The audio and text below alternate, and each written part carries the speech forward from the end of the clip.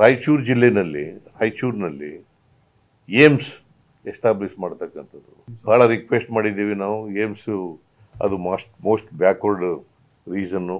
ಅಲ್ಲಿ AIIMS establish ಮಾಡಬೇಕು ಅಂತೇಳಿ ಕೇಂದ್ರ ಸರ್ಕಾರನ ಅನೇಕ ಸಾರಿ ರಿಕ್ವೆಸ್ಟ್ ಮಾಡಿದ್ದೀವಿ.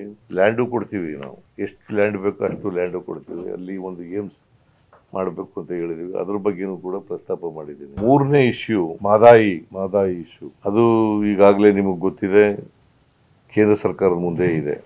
ಯಾವ ಕೋರ್ಟ್ ಮುಂದೆ ಯಾವುದು ಪಿಟಿಷನ್ ಇಲ್ಲ. ಅದಕ್ಕೆ ಫಾರೆಸ್ಟ್ ಕ್ಲಿಯರೆನ್ಸ್ ಆಗಬೇಕು ಕೇಂದ್ರ ಸರ್ಕಾರದಿಂದ. ಅದನ್ನ ಮಾಡಿಕೊಡಬೇಕು ಅಂತೇಳಿ ಒತ್ತಾಯ ಮಾಡಿದ್ದೀನಿ. ಇದು ಬರೀ ಕುಡಿಯೋ ನೀರಿನ ಪ್ರಾಜೆಕ್ಟು. ಆ ಭಾಗದಲ್ಲಿ ಕುಡಿಯೋ ನೀರಿಗೆ ಸಮಸ್ಯೆ ಇದೆ, ಅದನ್ನು ಕೂಡಲೇ ಮಾಡಿಕೊಡ್ಬೇಕು ಅಂತ ಹೇಳಿದ್ದೀವಿ.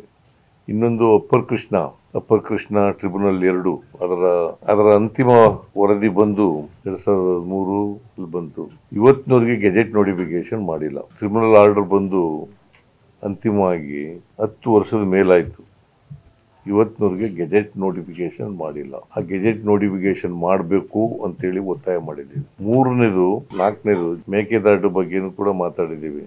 ಈಗ ಇತ್ತೀಚೆಗೆ ಈಗೊಂದು 4-5 ದಿನಗಳ ಹಿಂದೆ ತಮಿಳುನಾಡಿನವ್ರು ಹಾಕಿದ್ರಲ್ಲ ಪೆಟಿಷನ್ಗಳು ವಜಾ ಆಗಿದ್ದಾವೆ, ಡಿಸ್ಮಿಸ್ ಆಗಿದ್ದಾವೆ. ಇವರು ಕೇಂದ್ರ ಸರ್ಕಾರದವರು ಕೇಂದ್ರ ಜಲಸಂಪನ್ಮೂಲ ಇಲಾಖೆಗೆ ಹೇಳಬೇಕು, CWC ಸೆಂಟ್ರಲ್ ವಾಟರ್ ಕಮಿಷನ್ ಅವ್ರಿಗೆ ಹೇಳಬೇಕು, ಇವ್ರಿಗೆ ಪರ್ಮಿಷನ್ ಕೊಡಿ ಅಂತ. ಸೊ ಈಗ ಯಾವುದು ಕೋರ್ಟ್ನದು ಯಾವುದು ಆದೇಶ ಇಲ್ಲ, ಈಗ ಮಾಡೋಕ್ಕೇನು ತೊಂದರೆ ಇಲ್ಲ.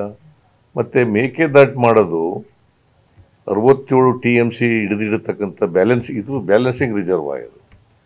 67 TMC ನೀರನ್ನು ಹಿಡಿದು ಶೇಖರಣೆ ಮಾಡ್ತೀವಿ. ನಾರ್ಮಲ್ ಇಯರ್ನಲ್ಲಿ 177.25 TMC ನೀರನ್ನು ಕೊಡಬೇಕು ತಮಿಳುನಾಡಿಗೆ. ಸುಪ್ರೀಂ ಕೋರ್ಟ್ ಆರ್ಡರ್ಸ್ ಪ್ರಕಾರ 177.25 TMC ನೀರು ಕೊಡಬೇಕು ನಾರ್ಮಲ್ ಇಯರ್ನಲ್ಲಿ.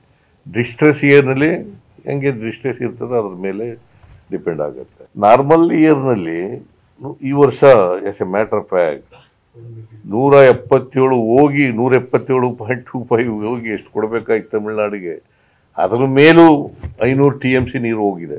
ಸೊ ಯಾವಾಗ ಡಿಸ್ಟ್ರೆಸ್ ಇರ್ತದೆ ಆಗ ಉಪಯೋಗಕ್ಕೆ ಬರ್ತದೆ.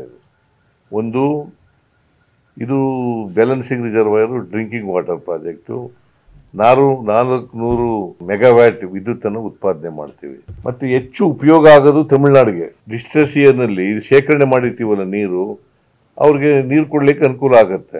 ನಮ್ಮ ಜೊತೆ ಜಗಳಾಡೋದು ತಪ್ಪುತ್ತೆ. ಇದ್ರ ಬಗ್ಗೆನೂ ಕೂಡ ಚರ್ಚೆ ಮಾಡಿದ್ದೀವಿ. JGM ಜಲಜೀವನ್ ಮಿಷನ್ ಕುಡಿಯೋ ನೀರಿಂದು ಇದು ಒಟ್ಟು ಪ್ರಾಜೆಕ್ಟ್ ಕಾಸ್ಟು 69,000 ಚಿಲ್ಲರೆ ಕೋಟಿ.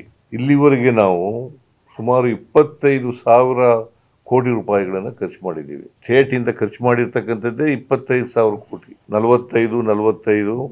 5,000 ಬೆನಿಫಿಷರೀಸ್ ಕಾಂಟ್ರಿಬ್ಯೂಷನ್ ಅಂತ ಇದೆ. ಸ್ಟೇಟ್ ಬೆನಿಫಿಷರೀಸ್ ಕಾಂಟ್ರಿಬ್ಯೂಷನು ನಾವೇ ಕೊಡ್ತಾ ಇದ್ದೀವಿ. ಬೆನಿಫಿಷರೀಸ್ ಕಾಂಟ್ರಿಬ್ಯೂಷನ್ ಕೂಡ ನಾವೇ ಕೊಡ್ತಾ ಇದ್ದೀವಿ.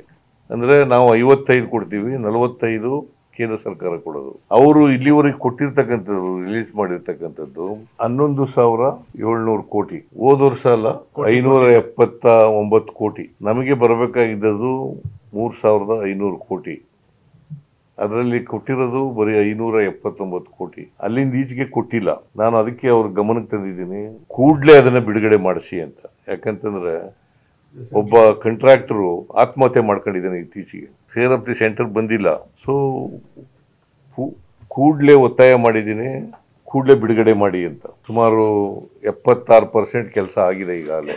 ಬಟ್ ಪ್ರೋಗ್ರೆಸ್ ನಡೀತಾ ಇದೆ. ನಾಗಂತೇಳಿ ಕೇಂದ್ರ ಸರ್ಕಾರ ಕೊಟ್ಟಿಲ್ಲ ಅಂತ ನಾವು ನಿಲ್ಲಿಸಿಲ್ಲ ಕೆಲಸನ.